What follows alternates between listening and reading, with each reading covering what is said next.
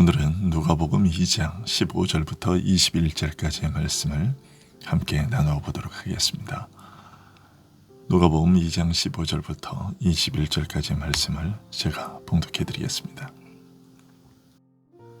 천사들이 떠나 하늘로 올라가니 목자가 서로 말하되 이제 베들레헴으로 가서 주께서 우리에게 알리신 바 이 이루어진 일을 보자 하고 빨리 가서 마리아와 요셉과 구유의 누이인 아기를 찾아서 보고 천사가 자기들에게 이 아기에 대하여 말한 것을 전하니 듣는 자가 다 목자들이 그들에게 말한 것을 놀랍게 여기두에 마리아는 이 모든 말을 마음에 새기어 생각하니라.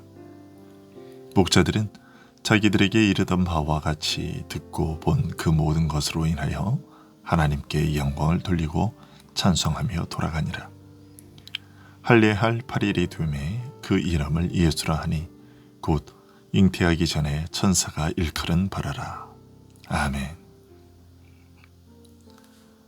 예수 그리스도께서 베들레헴에서 태어나실 때 밤중에 밖에서 양떼를 지키던 목자들은 천사들이 전하여 준 구주 탄생의 소식을 들었습니다. 오늘 본문은 천사들이 전하여 준 그 구주 탄생의 소식을 들은 목자들의 순종의 모습입니다. 하나님은 목자들을 하나님의 아들에 대하여 온 세상에 증언해야 하는 증인들로 삼으셨는데 목자들은 천사들이 전하여 준 말씀을 그냥 흘려버리지 않음으로써 그들에게 주어진 역할에 충실했습니다. 천사들은 12절에서 너희가 가서 라고 말했지만 목자들은 그 말을 하나님께서 자신들에게 베들레헴으로 가라 하시는 명령으로 알아듣고서 서둘러 그리스도를 보러 갔습니다. 이런 목자들의 모습을 통해서 우리는 교훈을 얻게 됐지요. 첫째로 그 목자들과 마찬가지로 우리의 마음이 믿음을 통해서 그리스도께로 가까이 가도록 하기 위해 하나님께서 그리스도를 우리에게 주신 것임을 알기 때문에 우리가 그리스도께로 가기를 지체해서는 안 된다라는 것입니다. 16절에 빨리 가서라는 말씀은 하나님의 말씀이 주어졌을 때 우리의 순종이 신속해야 한다라는 것을 잘 알려주고 있습니다. 다음으로 15절은 천사들이 떠난 직후에 목자들이 베들레헴을 향하여 출발하기로 결심했다라고 알려주고 있는데요. 여기에서 우리는 두 번째 교훈을 얻게 됩니다. 많은 사람들은 하나님의 말씀을 귓전으로 듣고 흘려버리지만 우리는 하나님의 말씀이 우리 속에 깊이 뿌리 내려서 그 소리가 우리의 귀에서 사라지자마자 그 말씀의 능력이 우리에게 나타나도록 세심한 주의를 기울여야 한다는 것입니다.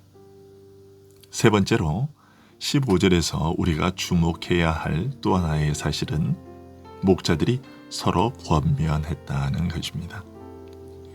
이것은 우리에게 맡겨진 하나님의 말씀을 순종하는 일을 완수할 수 있도록 서로를 격려하는 일이 필요하다는 사실을 알려줍니다.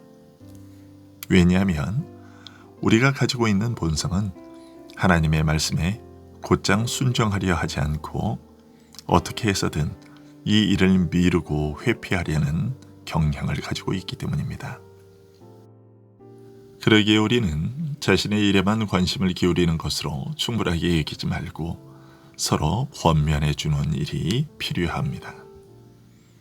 그리고 목자들은 그리스도의 탄생 소식을 천사들로부터 들었을 뿐이었지만 그 말을 주께서 우리에게 알리신 바라고 올바르게 인식했습니다. 이것은 목자들이 하나님의 사자를 마치 하나님을 대하듯 했다라는 것을 의미합니다. 즉, 자신들에게 직접적으로 말을 전하고 있는 자들은 천사들이었지만 천사들이 전한 말은 천사들의 말이 아닌 하나님의 말씀이었기 때문이었습니다. 이처럼 하나님께서는 우리가 하나님의 말씀을 들을 때 사람들을 바라보거나 하나님의 말씀을 과소평가하지 않도록 하기 위해 우리의 관심을 하나님 자신에게로 돌리십니다. 그리고 우리는 목자들의 모습을 통해서 하나님께서 우리에게 주신 보화를 소홀히 하지 말아야 한다라는 교훈을 받습니다. 왜냐하면 목자들은 그리스도의 탄생 소식을 알게 되자마자 그 일을 보기 위해 베들레헴으로 가는 것이 마땅하다는 결론을 내리고 있기 때문입니다. 그러니 우리도 하나님이 어디로 부르시든지 간에 그곳으로 갈 준비가 되어 있어야 하겠습니다. 이처럼 목자들은 천사들이 전하여 준 그리스도의 탄생 소식을 듣자마자 곧바로 일어나 베들레헴으로 그리스도를 보기 위해 나아갔고 마침내 구유에 누인 그리스도를 보고서 하나님께 영광을 돌렸습니다. 이런 사실은 어떤 열악한 환경도 하나님을 경배하는 일에 장애물이 될 수 없다는 것을 알려줍니다. 지금 목자들의 눈앞에 펼쳐진 모습을 상상해 보십시오. 짐승들을 가두어 놓고 키우는 곳입니다. 짐승들이 쏟아낸 오물과 짐승들 몸에서 나는 냄새로 가득한 곳입니다. 그것만으로도 열악합니다. 그런데 짐승들의 먹이가 담기는 그릇에 아기가 누였습니다. 이런 누추한 곳에 초라한 행색을 한 부부와 구유에 누인 아기. 이 광경은 분명 인류를 구원할 구주의 탄생이라는 소식과 어울리지 않는 모습입니다. 이런 환경에서 태어난 아기에게 회복과 구원을 기대하라는 것은 말이 안 되는 것이었습니다.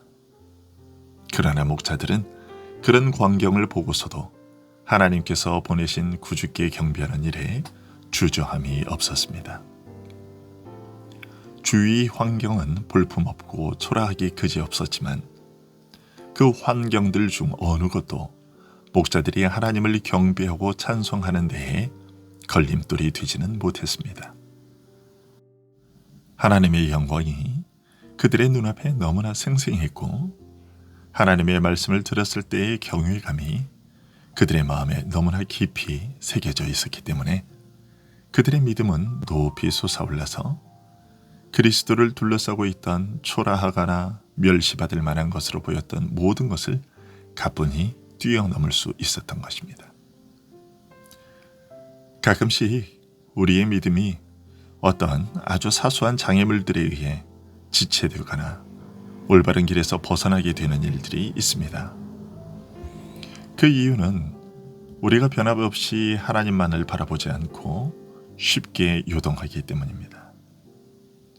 하지만 우리에게는 하늘로부터의 확실하고 신뢰할 만한 증언이 있다는 이 한 가지 생각이 우리의 마음을 온전히 점령하기만 한다면 온갖 종류의 시험들을 물리칠 수 있습니다. 하나님께서 전해주신 말씀을 확실한 증거로 삼기만 한다면 그것은 온갖 사소한 걸림들로부터 우리를 넉넉히 지켜주는 보호막이 되어줄 겁니다. 다음으로 오늘 본문 17절은 목자들이 자신들이 천사들로부터 들은 이야기를 마리아와 함께 있던 이들에게 전했다고 말하고 있습니다. 이번에는 목자들이 천사들과 같은 역할을 수행했던 것이죠. 그리고 그 말을 들은 자들이 다 놀랍게 여겼다는 것은 목자들이 들은 것을 전한 이 일이 성공적인 일이었음을 알려줍니다.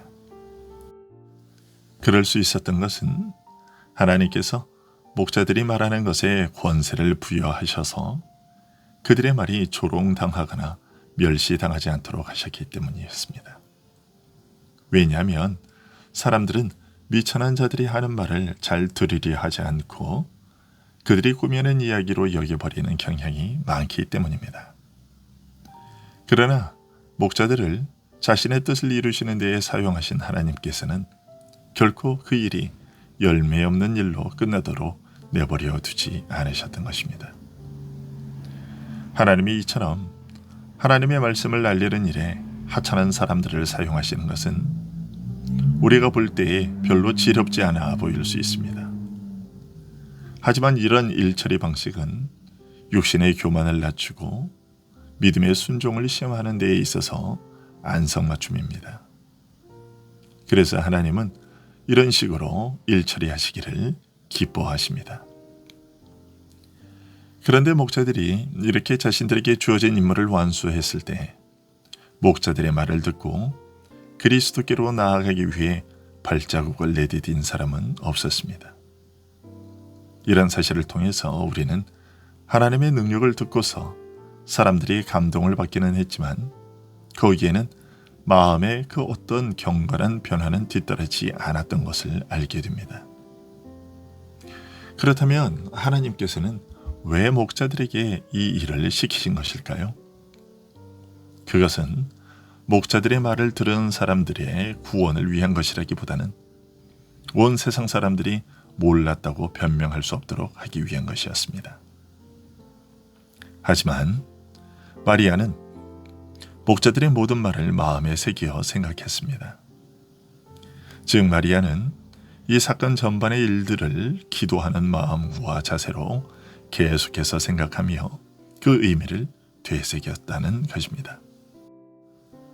비록 지금 구유에 누인 아기가 여느 아기들과 동일한 모습으로 자신의 몸속에 잉태되고 자신이 출산한 아기이기는 했으나 보통의 아기들과는 다른 신분을 가진 특별한 존재라는 사실을 잊지 않고 놓치지 않도록 했다는 것입니다.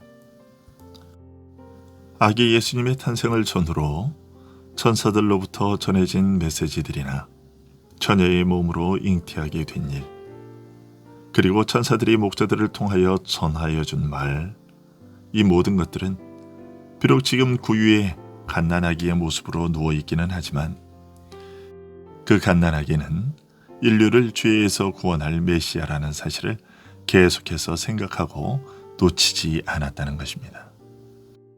심지어 마리아 자신도 이 아기를 통하여서만 구원을 얻을 수 있다는 사실을 유념해야만 했던 것입니다. 대제사장과 서기관들, 그리고 바리새인과 사두개인과 유대인들이 예수 그리스도를 배척하고 십자가에 못 박았던 것은 이런 사실과 관련이 있습니다. 즉, 예수 그리스도께서 겉으로 볼 때에는 목수의 아들이라는 낮은 신분의 사람이었고 겉모습도 볼품없었기에 메시아일 수가 없다고 생각했던 것이죠. 그러나 예수께서는 비록 겉모습이 초라하였으나 그는 하나님의 아들로서 인류를 죄에서 구원하기 위해 오신 메시아이셨던 것입니다. 지금도 세상의 수많은 사람들이 예수님을 그와 같이 겉모습만 보고 판단하고 있습니다. 즉, 소크라테스나 부처나 공자와 같은 훌륭한 가르침을 전하고 실천한 성인 정도로만 인식할 뿐 자신들의 인생을 의탁해야 할 구원자라는 인식은 하지 못하고 있다는 것이죠. 하지만 마리아는 자칫 그들과 같이 예수가 그리스도라는 사실을 놓치지 않도록 예수와 관련되어 일어난 모든 사건들을 늘 마음속에 새기어 생각했던 것입니다.